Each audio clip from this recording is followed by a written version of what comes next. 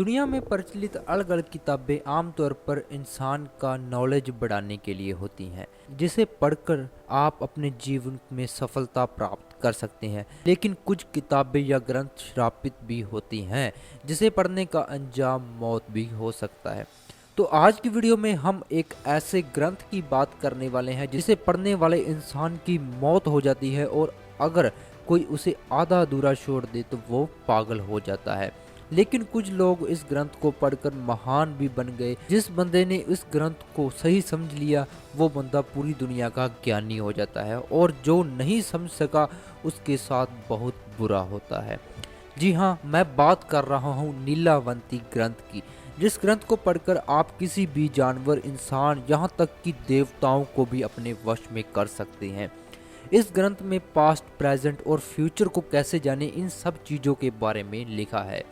पुराने लोगों की माने तो ये ग्रंथ श्रापित है। इसके कारण इसे आधा अधूरा पढ़ने वाला इंसान पागल हो जाता है, और अगर कोई इसे पूरा पढ़ ले तो उसकी मृत्यु हो जाती है। इसी कारण सरकार ने इस ग्रंथ पर बैन लगा दिया है।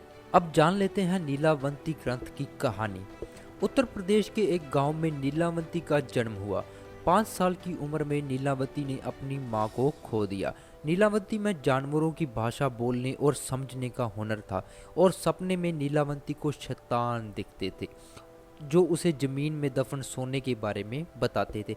पर नीलावती ने कभी भी वहां पर खुदाई करके नहीं देखी, ना ही उस सोने को निकाला, क्योंकि उसके पिता ने उसके अंदर अच्छे संस्कार भरे थे।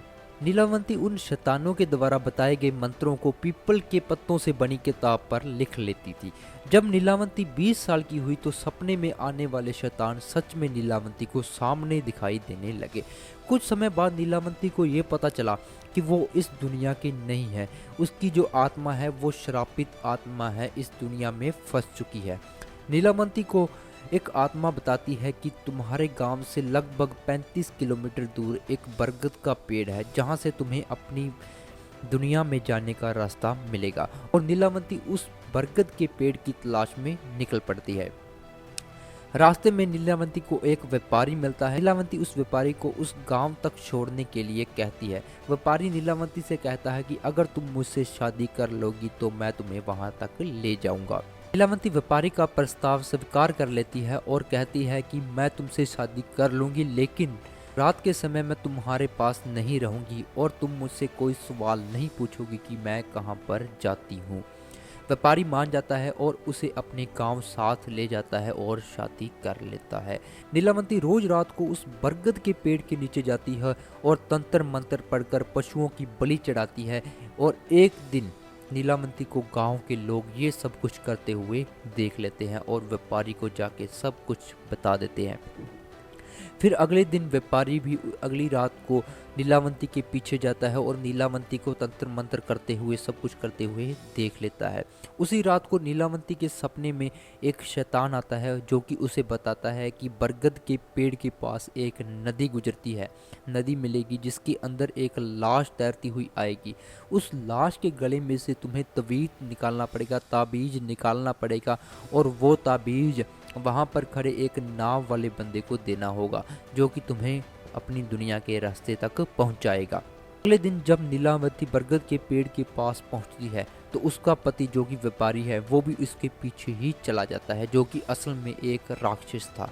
नीलावती लाश से ताबीज को निकालने ही लगती है, तभी उसका पति वहाँ पर आ जाता है, और तभी जो गांव के लोग हैं वो उन दोनों को देख लेते हैं।